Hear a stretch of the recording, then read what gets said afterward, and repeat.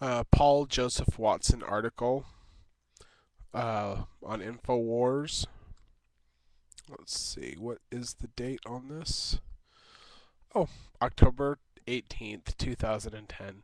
Scientific American. Um, so this is an article from the Scientific American. Kill more babies to save the earth. Actually, I think that was renamed. Here's the article.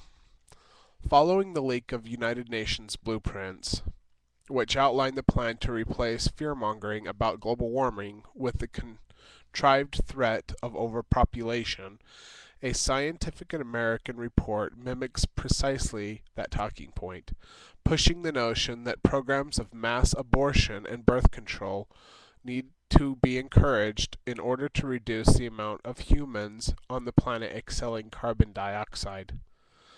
Ultimately, family planning alone, such as the use of condoms and other reproductive health services, in part with of the world in parts of the world with growing populations, including the US, could restrain population growth significantly. This analysis finds, writes David Bialo, or Bilo, I'm calling Bilo, to back up his argument. Bilo links to an article by the completely discredited eugenicist Paul Ehrlich, who once stated that everyone will disappear in a cloud of blue steam. Ehrlich, who co-authored Ecoscience with White House Science Czar John P. Holdren, the textbook that advocates putting drugs in the water supply to sterilize people, mandatory forced abortions, and tyrannical eco-fascist dictatorship run by a planetary regime, is infamous for his speculatory inaccurate predictions about how overpopulation would destroy the environment.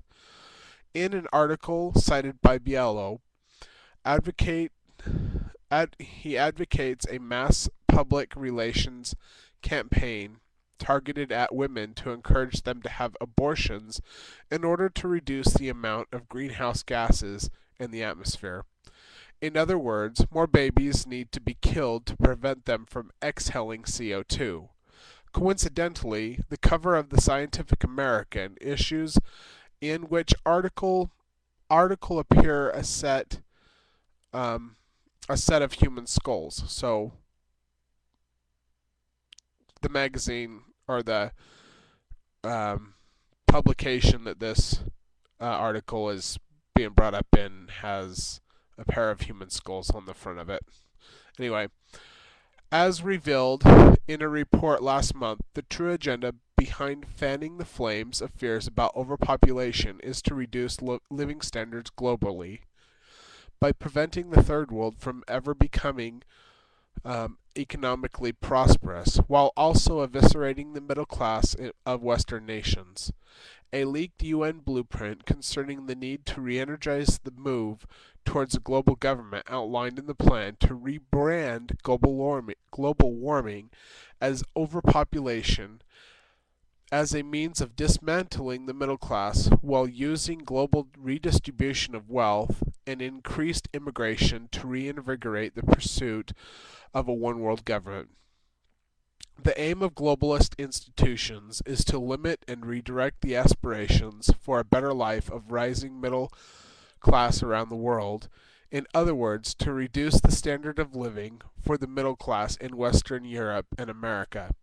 Similarly, in his report, Bielo decries the potential that richer people would lead to more consumption, once again revealing the eugenicist fervor that environmentalists embrace in deliberately preventing the third world from lifting itself out of poverty and mass starvation. In reality, whenever a country is allowed to develop and become more prosperous, population figures drop naturally, underscoring the fact that environmentalists do not really care about the threat posed by overpopulation. Their primary concern is the threat posed to the elite by a stronger middle class globally. Environmental controls which prevent third world nations from developing from developing infrastructure are fueling overpopulation, starvation, and misery, which is precisely how the elitists want it to remain. Warning about the threat posed by overpopulation are fundamentally flawed.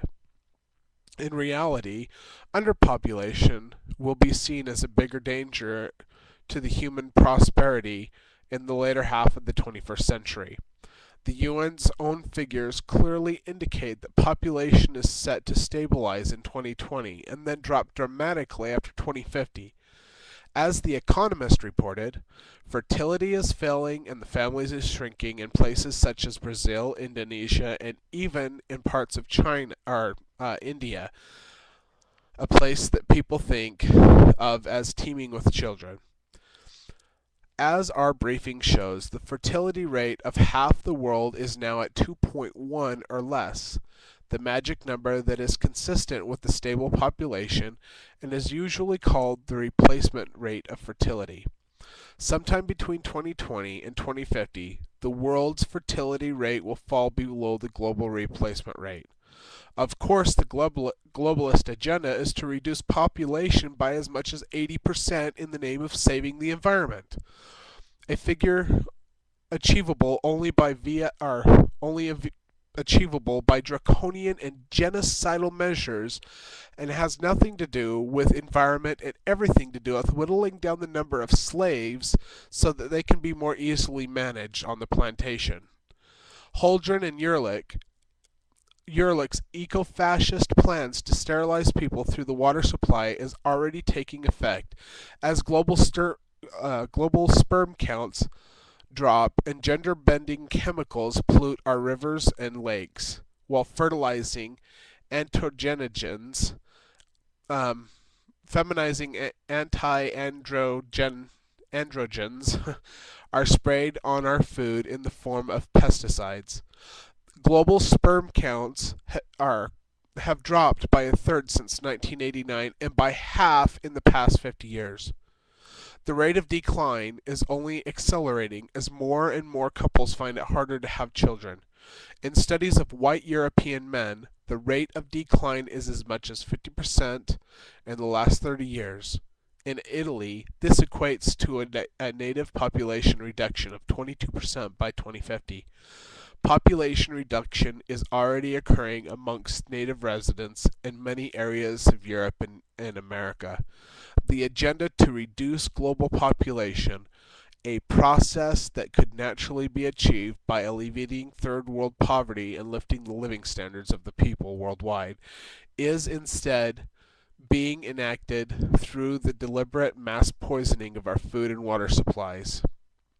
In addition, governments are already developing neutron bombs that destroy humans but not buildings for extreme ethnic cleansing in an increasingly populated world. According to a 2007 British Ministry of Defence report, which predicts that their use could lead to application of lethal force without human intervention, raising consequential legal and ethical issues.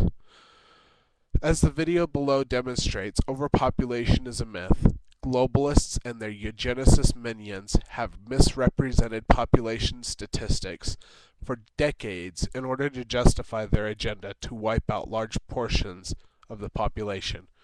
If this genocidal agenda continues, humanity will go the way of the Brontosaurus.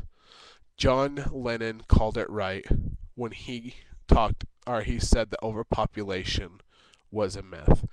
If you want to get any of these links to this article, I'll put it in there. You'll just have to copy and paste or figure that out.